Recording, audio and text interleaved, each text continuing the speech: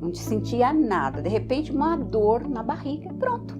Foi detectado um tumor. Desesperada, liguei a rádio lá, não sei como, nem porquê, a rádio estava lá na Boa Nova e estava falando. O meu problema estava ali.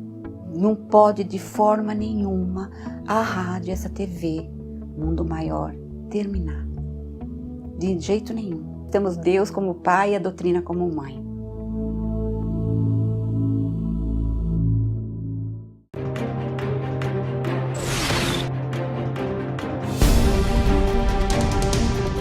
Como vimos anteriormente, se você quiser se tornar um doador, é importante que você comunique o seu familiar, pois após o seu desencarne, são eles que decidirão se você será um doador de órgãos ou não. Mas e nos casos em que não se sabe o desejo do doador enquanto estava em vida? Será que a decisão de doação de órgãos por parte da família pode gerar algum tipo de obsessão? Muitas vezes nós temos que dizer não, ou fazer, entre aspas, alguma coisa contra a vontade, para que no futuro a gente recolha o positivo disso aí. Então é possível que o espírito, que seja feita a doação pela família, ele não queira no momento, quando ele acordar no mundo espiritual, que ele acordar nível de consciência, ele vai dizer, nossa, apesar de tudo, a minha família fez um bem, ajudou. Então ele vai acabar agradecendo. Muitas vezes, nesse momento, a gente não agradece. No futuro a gente fala, que bom que fizeram isso para mim, que eu acabei sendo um doador. Isso depende do entendimento da família, né? Pensa uma coisa, se você é contrariado pela sua família, como é que você reage? Você pode reagir com resiliência, ou pode reagir mal. O suicídio é abordado em diversas obras literárias da doutrina espírita. Mas e quando o assunto é o transplante de órgãos?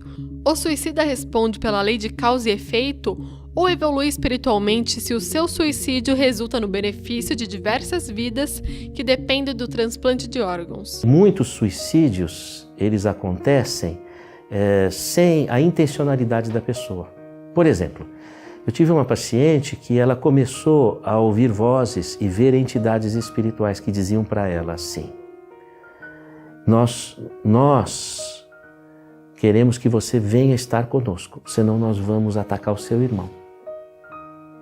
E para você estar conosco, você precisa pular da janela.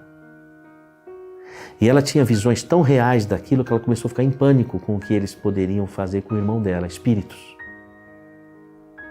Ela pula da janela. A gente não pode ter a visão de que o suicida está condenado ao sofrimento. Até porque, numa pergunta do Livro dos Espíritos, aparece lá a questão: se o indivíduo dá a sua vida para salvar a de outras pessoas ou pelo bem da comunidade, isto não poderia ser visto como alguma coisa meritória, benéfica? E a espiritualidade responde sim. Este é um ato de desprendimento, é uma caridade extrema. Um outro olhar que é levado em consideração ao doar um órgão e no processo de elaboração de leis é a moral e a ética. Um exemplo disso é o dilema que alguns casais têm em ter um segundo filho para ser um possível doador de medula óssea para o filho mais velho. Ter um filho já é uma coisa maravilhosa. Segundo esse filho poder ajudar o outro irmão, melhor ainda, não é? Então, eu acho que essas questões, lógico, é uma questão de fórum íntimo da família, entendeu? Mas eu acho que são possibilidades que precisam ser colocadas em pauta. Existe sempre uma coisa muito boa de uma aceitação de uma encarnação. Então, digamos que tem uma fila para reencarnar muito grande no mundo espiritual, e toda vez que um casal se predispõe a trazer um ser, isto é uma benfeitoria, é muito bem visto pelos espíritos. Então, existe um projeto, um espírito que se predispôs a vir, de repente, às vezes, o espírito que está vindo, ele está intuindo os pais porque ele tem uma vinculação com aquele filho que tem o problema eventual da leucemia, quer dizer, tem todo um processo ulterior, quer dizer, no mundo invisível, que a gente desconhece. Então, quem somos nós para julgarmos? Mesmo com tantos desafios pela frente, como a informação, a sensibilização popular e a infraestrutura, nós, brasileiros, a cada dia, enxergamos com outros olhos os transplantes de órgãos. Marília Câmara é publicitária, casada e avó. Por causa de um problema de nascença na vista, que estava resultando na perda da sua visão, precisou realizar um transplante de córnea. Quando fui fazer o primeiro transplante, estava sem fila. A fila que geralmente girava em torno de 3 a 6 meses, ela estava sem porque havia tido uma campanha.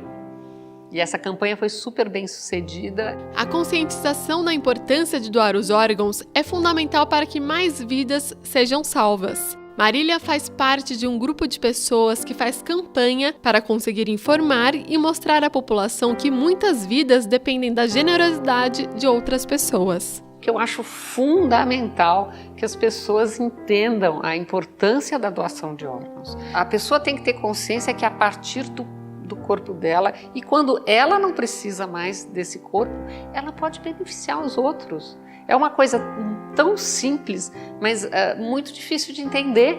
A publicitária relata a gratidão que tem por ter conseguido receber uma córnea e qual o seu sentimento em relação à pessoa que doou para ela o órgão. Eu me sinto uma pessoa extremamente privilegiada por ter recebido, por ter podido receber isso.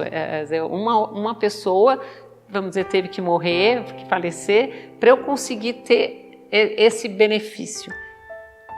Olha, eu diria que a partir da generosidade dessa pessoa, eu posso hoje em dia, por exemplo, ver meus netos crescerem. Os casos de rejeição podem ter uma explicação biológica, uma explicação mental do tipo psicossomática, aquele indivíduo inconscientemente não deseja este sucesso, pode ter uma causa espiritual, são várias as possibilidades. No caso da rejeição, a parte biológica é muito forte. Muitas vezes a rejeição que acontece nos órgãos recebidos é porque o receptor ainda mantém no perispírito o seu órgão. Por exemplo, vai receber um rim. Perispiritualmente, ele ainda tem o rim. E este rim é como se ele fizesse um processo de defesa contra, eventualmente, esse invasor. Então, a questão seria, converse você também com o seu corpo.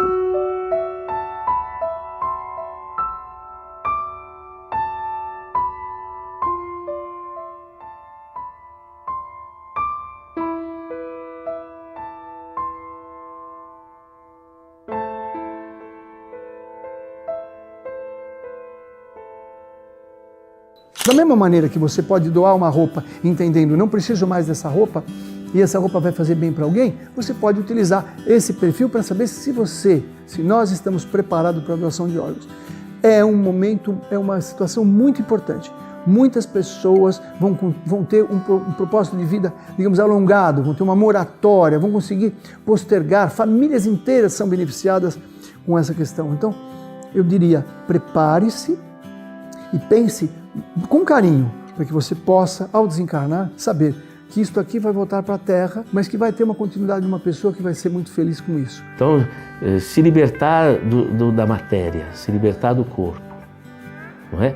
Você cuida do corpo, mas se liberta dele. E não ter medo, porque se você está fazendo do teu coração o melhor, Deus te vê, não tenha medo. Seja generoso, seja aberto para isso. Com certeza, você vai ter uma sensação de muita alegria e felicidade quando acordar no mundo espiritual sabendo que, de uma certa forma, você está ajudando pessoas que estão sendo gratas a você.